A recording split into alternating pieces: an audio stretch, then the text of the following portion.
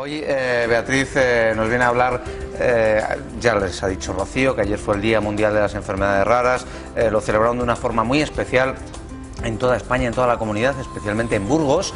Precisamente ya viene de la provincia de Burgos, de Aranda, sí, de Duero, y bueno, pues nos va a hablar del síndrome de Stickler. Sí. Un síndrome que, como bien me decías al principio, no lo queréis tratar como enfermedad, sino como ¿qué? Como una alteración genética que afecta a la formación de distintas estructuras del organismo y que a lo largo del desarrollo, desde que se nace, a lo largo de todo el desarrollo vital, pues va dando manifestaciones y en definitiva enfermedades que se surgen de ahí, que pueden ser más o menos importantes o más o menos graves en función de cómo se vayan tratando. Beatriz es afectada de este síndrome, pero de forma casual, digamos, se lo diagnosticaron a usted, ¿verdad? Sí, sí, bueno, yo tengo 2 niños y a raíz de unas determinadas alteraciones al nacer, pues se hicieron un estudio genético y entonces se vio que éramos los 3, teníamos alterado un gen concreto. En mi caso, concretamente, pues quizás sea una de las más favorecidas, por decirlo de algún modo, ¿no?, esta alteración, porque llegar a mi edad con pocas manifestaciones y sin saber que lo tienes, pues significa que no has desarrollado grandes complicaciones que puede tener. Entonces, en esa línea, pues yo me entero un poco de lo que es, me investigo y veo pues que además en España hay una asociación de síndrome de Stickler que tiene página web, y entonces nos ponemos en contacto una serie de personas que también hay y nos damos cuenta que es un síndrome que le llaman el mal diagnosticado. ¿Por qué? Pues porque hay muchos casos de personas afectadas, pero que realmente se están tratando sus problemas de manera aislada y no saben realmente quién lo tiene. Entonces, da distintos tipos de manifestaciones. ¿Cuáles son esas manifestaciones y en qué casos le ha afectado a usted? Bueno, en mi caso la vista principalmente y el sistema musculoesquelético. Las principales están en la formación de los ojos, de la retina, con las consecuencias graves de ceguera por desprendimiento o por cataratas congénitas, dependiendo del gen que esté alterado.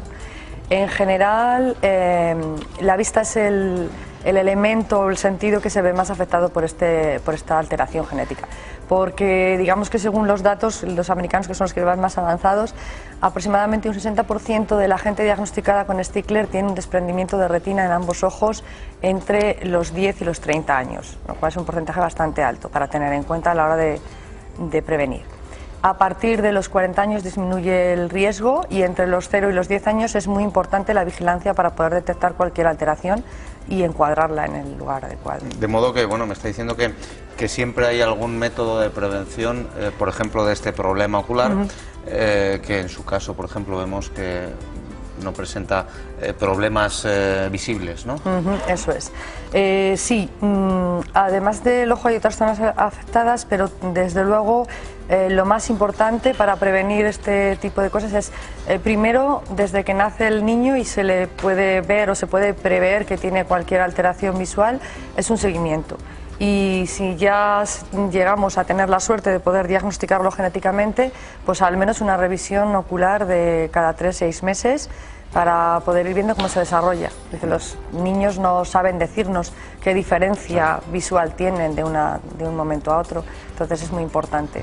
¿Y en el sistema, el otro caso suyo, el sistema óseo-esquelético? El sistema musculoesquelético tiene alteraciones pues como artritis precoces, desgastes, artrosis, y generalmente hay una hiperflexibilidad de las articulaciones que conlleva a forzarlas demasiado en edades infantiles y tener bastantes problemas de deformaciones, luxaciones, desgastes previos. Entonces más o menos en la cuarentena de edad, digamos, es cuando empiezan a aparecer pues problemas de rigideces, problemas musculares, problemas asociados a edades que habitualmente están en torno a los 60-65 años.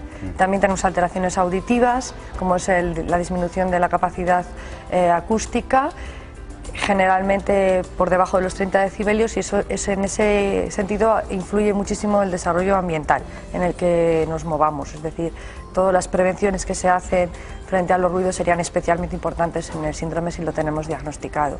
Y también tenemos malformaciones cardíacas que, aunque son un porcentaje más pequeño, pues también se pueden dar, valvulopatías y demás, que generalmente se dan más con el desarrollo de la persona a partir de los 10, 12 años, 20 años, en función de cómo se haya diagnosticado y cómo se vea.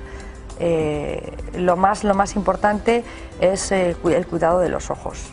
Yo creo que es más o menos lo que a todos nos preocupa, lo que todos tenemos diagnosticado. Y sí que tengo que matizar que hay una alteración de uno de los genes de colágeno relacionados con este síndrome de Stickler que no da alteraciones visuales y que solo da alteraciones musculoesqueléticas de oídos o de corazón. Yo no sé si usted ahora mismo se encuentra con algún tipo de tratamiento, si existe algún tipo de tratamiento para este síndrome. Bueno, realmente no hay un tratamiento para el síndrome como tal, sino que se van tratando las dolencias aisladamente, lo cual nos perjudica un poco a la hora de vernos bien tratados. Es decir, no estoy diciendo que se nos trate mal, sino que no estamos englobados como una patología en la que tiene una serie de características y atendemos a esas características, sino que más bien nos surgen dolencias que pueden ser más o menos comunes y que se tratan como dolencias más o menos comunes. En ese sentido tenemos que luchar un poquito con la administración, con el sistema sanitario y también un poco cuando los niños son pequeños y entran en este diagnóstico, pues con los ambientes en los que se mueven y se desarrollan, como puedan ser los centros escolares, en los cuales hay que implicar a equipos multidisciplinares de apoyo, logopedas, profesores de la ONCE, en fin, tener un poco idea de qué es, explicarles que determinadas cosas tenemos que ir más lentos o necesitamos otros recursos y para que el desarrollo sea adecuado y prevenir en lo posible todas estas complicaciones en el futuro.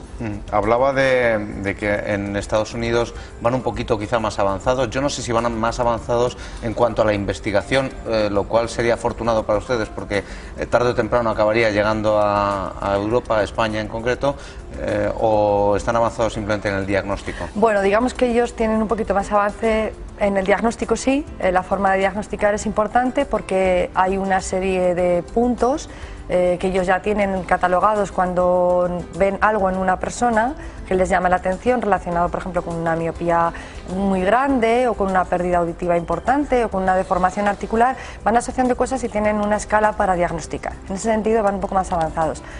Sus asociaciones llevan bastantes años, hablamos de como 11 o 12 años en congresos, reuniones, y sus médicos digamos que no tratan los problemas aisladamente, sino que intentan englobarlos. En ese sentido, en cuanto a tratamientos como tales, bueno, pues eso nos queda todavía mucho por investigar. Sí, pero ¿es optimista en cuanto al futuro? Pues sí, yo creo que sí, yo creo que poco a poco, ahora mismo con la Federación de Enfermedades Raras, el impulso que se le quiere dar desde Europa y todo lo que estamos haciendo a nivel nacional, pues va a ir favoreciendo a todos los que estamos en niveles de incidencia de este tipo de patologías pues muy pequeñitos, ¿no? Yo sí tengo esperanza, sí. Es una alteración hereditaria, ¿verdad? Sí, sí. Además tiene un porcentaje bastante grande de posibilidad de heredarse. Y luego las manifestaciones pues dependen de tantas cosas, es decir, que algunas incluso en los estudios más digamos exigentes, los más minimalistas, han llegado a decir que incluso se puede diagnosticar, buscar alteraciones orofaciales que también van asociadas a este síndrome en el propio nacimiento, incluso con ecografía 3D desde el momento en que la madre está embarazada, es decir, buscando la formación de la boca, que el paladar esté correctamente formado, que la mandíbula esté correctamente desarrollada, porque luego eso da problemas en el desarrollo de la dentición, pero a muy corto plazo, en el momento del nacimiento, pues puede dar graves problemas respiratorios y de alimentación, incluso llegar a graves estados de desnutrición neonatales. Bueno, pues estamos hablando de un avance muy importante. Esperemos que llegue y que se desarrolle cuanto antes. Beatriz Gómez, muchísimas gracias por su participación y deseamos un gran futuro. Gracias. Y nosotros vamos a seguir hablando también, muy brevemente, eso sí, de las enfermedades raras. Como les decíamos, ayer se celebraba ese Día Mundial. Burgos lo celebró de una manera muy especial porque además Burgos acoge el Centro de Referencia Estatal, un centro que ayer lo celebraba con el concierto que están viendo, un concierto de piano a cargo de una persona afectada también con una de esas enfermedades raras. Vemos estas imágenes, volvemos enseguida, les vamos a hablar de los músculos, de las patologías musculares con nuestro médico Javier Alonso.